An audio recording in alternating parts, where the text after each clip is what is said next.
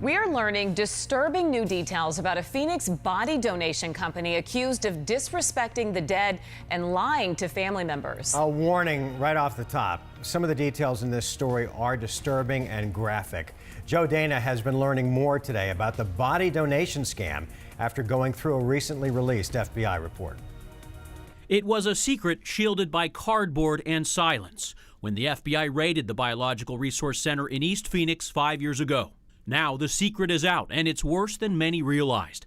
Court testimony of a former FBI assistant shows when he visited the 2014 crime scene inside the facility, the agent observed body parts piled on top of each other throughout the facility with no apparent identification to indicate what bodies they came from. There were many large male torsos with limbs and genitalia removed, a cooler filled with male genitalia inside, and a large torso with a head removed and replaced with a smaller head, sewn together in a Frankenstein manner. Now, 33 plaintiffs are suing the former company's owner in a case that goes to trial in the fall. The company collected bodies of people who died under the guise they would be used for disease research, but instead, body parts were sold for profit around the world. A house of horrors that for years was disguised as a place of ethics and sound science.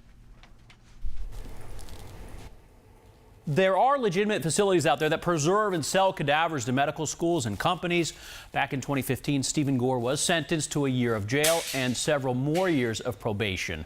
We were unable to reach him for comment about this lawsuit. Guys? All right, Joe, thank you.